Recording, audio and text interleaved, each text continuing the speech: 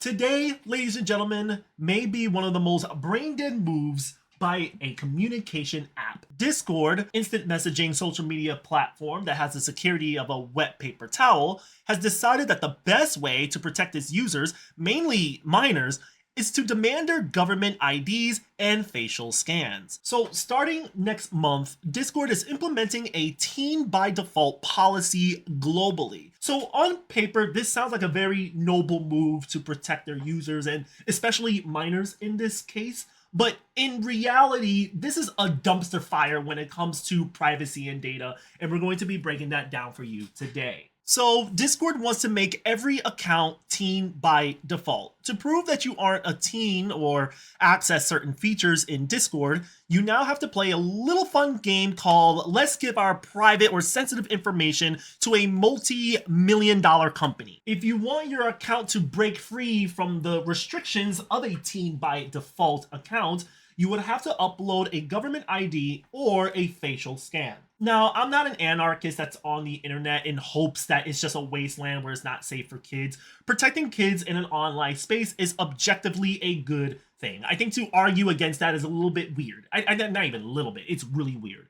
But besides the point, you have a social media platform, a chat app that's basically saying, hey, listen, we understand we're a social app, but we need to take some biometric measures and we need to scan your government ID if you want to gain access to all the features that we can provide for you. If you ask me for my opinion on that whole thing, I think it's very goofy. I think it's goofy and dystopian at the same time. It's both. In the Discord policy page, they break down the teen by default policy. Age assurance is a foundation of this new experience and is designed to respect Discord users' privacy and choice. And we skip on along to say, additionally, Discord will implement its age inference model, a new system that runs in the background to help determine whether an account belongs to an adult without always requiring users to verify their age. Some users may be asked to use multiple methods if more information is needed to assign an age group. So there's a few key protections such as on-device processing, quick deletion, straightforward verification, and finally a private status. In other words,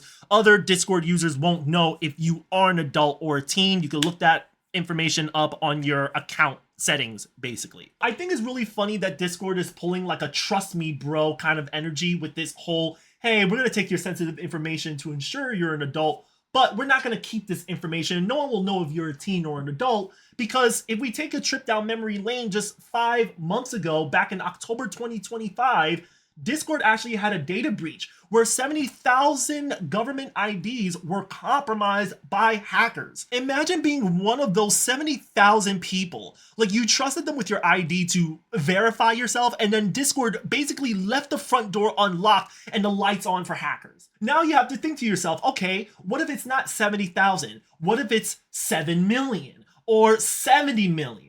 You have to understand that what Discord is asking for is a honeypot. A honeypot where there's a whole bunch of facial scans and government IDs, and hackers are just gonna flock over to that social platform, breach it again, and obtain more sensitive information that they should have no business handling. So you're probably wondering to yourself, well, okay, let's say I am a teen by default account. What exactly happens to me? So starting in early March, all new and existing Discord users globally will be assigned new default settings that support age-appropriate experiences while keeping privacy front and center.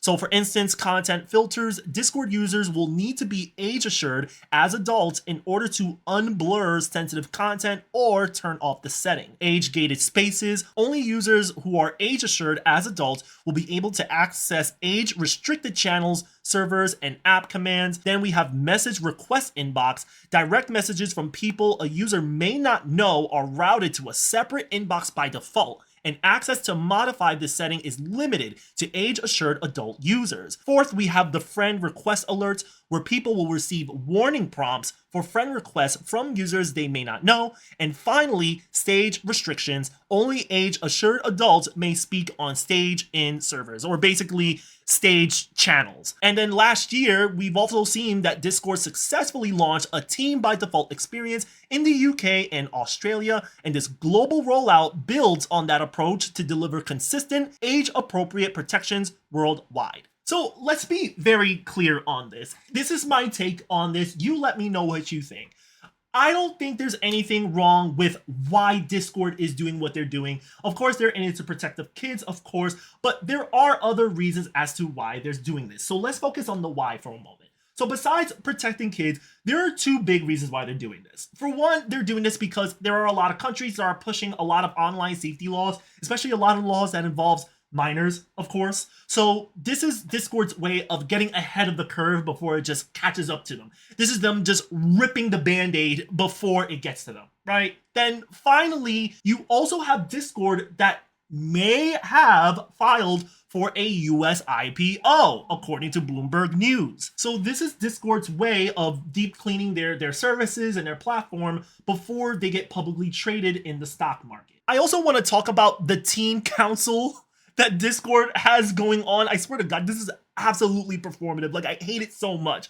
So along with enhanced teen safety features, Discord is announcing recruitment for its inaugural Teen Council, a teen advisory body that brings authentic teen perspectives into how Discord shapes their experience. The Teen Council will consist of 10 to 12 teens and will help ensure Discord understands, not assumes, what teens need, how they build meaningful connections, and what makes them feel safe and supported online. I don't know if you have a company, mind you, is looking to be publicly traded, is pursuing an IPO, is going to consider the opinions of kids on their platform. I don't know. It doesn't make any sense to me because you have a company that, mind you, is for profit. They're going to be public, so they're going to have to listen to shareholders. Why would I trust a company that is soon to listen to shareholders take to the account what kids think about their platform? Like, the math ain't mathin' here. Like, I don't know what a teen council is going to do here. Like, I genuinely feel that it's a PR stunt because the trust is gone, Discord. Like, if I could talk to Discord for a moment, your trust is gone. You just had a data breach just 5 months ago, and you think it makes it all better if you just, oh, we're gonna add like a teen council, and we're gonna delete everyone's private information when they hand it over to us, and we partner with a third vendor that we trust. No, like, you lost that trust. You can't handle sensitive information. You've already proven that through your breach. As we just mentioned before, you're not verifying age. You're creating a massive honeypot for hackers. That is it. At the end of the day, I really feel this move, like the way how Discord is going about it, isn't about safety.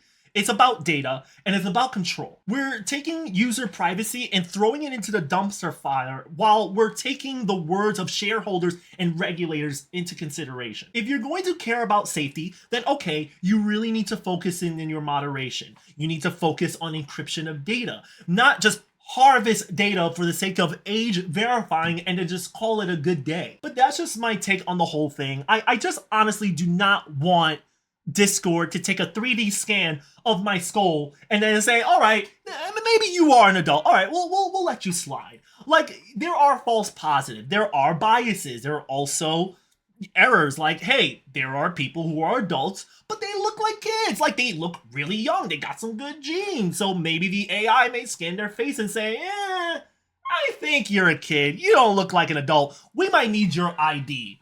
But you're not comfortable sharing your ID. Will you go the extra mile just to be an adult now? It's absolutely crazy, but enough of the rambling. Let me know what you think. Is there any alternatives beside Discord? I heard TeamSpeak is the new wave.